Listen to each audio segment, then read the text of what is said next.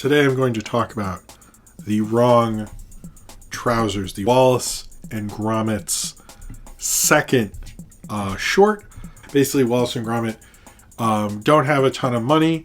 They're living in their house and they decide to rent a room, and they rent a room to the Penguin, who I thought was just called Penguin, but is apparently called Feathers McGraw. Anyway, he comes in and starts taking over things. When Feathers McGraw sees that Wallace has invented these kind of trousers that walk and can take Gromit for a walk, even though, like, I thought walks were for, bonding time with the animal, but he considers it, I guess, a chore. Feathers McGraw realizes he can control these walking trousers and kind of tries to use it to rob a jewelry heist. And Gromit needs to stop this as he's sort of being replaced by Feathers McGraw in a very, very much like Single White Female or Bergman's Persona. I would say the way they do it, probably more Single White Female. The way Feathers McGraw is slowly... Oh, I'm sorry, you're right. The penguin... It's not a penguin, it's a chicken. I'm really sorry about that. The way he's slowly taking his place in the household and stuff. And Gromit has to find a way to get back to Trousers, get back Wallace, and stop Feathers McGraw, the infamous chicken, from taking over the household. I think what is cool about this is, one, it is pretty much a thriller. In fact, the voice of Wallace said he compared it to a Jules Dassin film, Topaki, I guess. Anyway, he's the guy who directed Rafifi. If you've never seen Rafifi, it's one of the great heist movies of all time. I highly recommend that one. And it's very much like a heist film or a thriller or something like that. I actually think you could draw a connection to this, to what happened with Chicken Run, where Chicken Run is like Stalag 17 or something, but with chickens. This is a heist thriller, but with Wallace and Gromit. It very much is. They totally respect those genres. Like, there's a part where Feathers McGraw is looking, like, measuring where he's going to rob this place, and Gromit is watching him, and they have the light, or it's like focused on his eyes. And obviously in an old 40s film, that's an obvious stylistic choice anyway, but there's like a narrative reason for it. But in this, they do that in the movie, and I love that about it. I love how much Aardman, like, one thing about Aardman that I really like is, like, they would, like, really legitimately love movies and cinema, and this definitely shows that as much as Chicken Run does.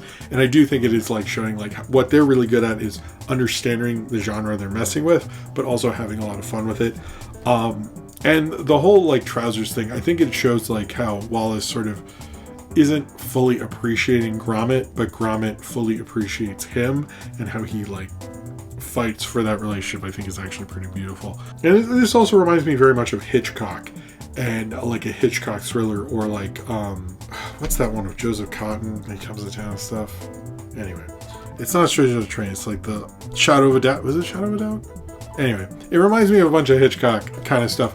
But I think most people, when they talk about this film, is they talk about the finale, which is epic and amazing, and all the things you want an ending to be. I think the end part with the train, and they're all on the train the train set, and Gromit is, like, putting the tracks while the train is moving, and it's just, like, epic and amazing, and, like, something that, like, Buster Keaton would be proud of. It's, like, one of the most cinema ending, like I've rarely seen a finale be as epic and cinematic as that is. And people have been saying it's one of the greatest end sequences of all time. And what I found interesting is, and I actually sort of went into this, is in the Wikipedia of The Wrong Trousers, they credit David O. Russell with sort of starting that quote. And the more I looked into it, the more people seem to credit David O. Russell with that. But I swear I heard that they say it's like 2016 on Wikipedia, and I saw other people in a director's roundtable from the Hollywood Reporter. Okay, I guess they definitely know the date on that one.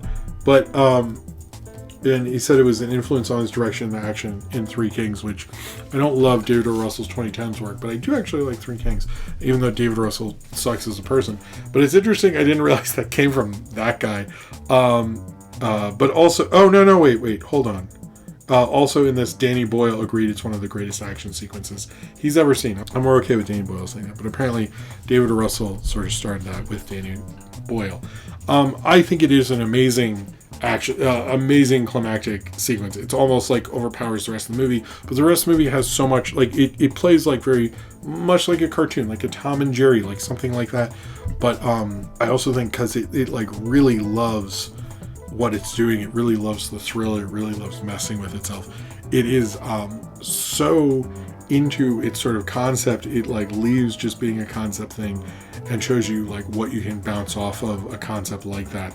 I really absolutely love this short. I think it almost becomes one of the greatest animated shorts of recent memory because of that. And it's interesting how much of an influence it has, because when Feathers McGraw was introduced in the new Wallace and Gromit movie that's coming out, people were generally excited. And this is a short from, 1993. I mean, that's insane. This went on to win the Oscar, unlike the last one. Thankfully for Aardman, Aardman didn't release a short that year, so Aardman was able to win the Oscar this year.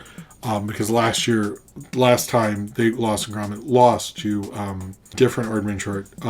Which is interesting. Aardman's very good at winning animated short Oscars. I think this is a great short. It's really hard to debate the filmmaking in this. We have this directed by Nick Park.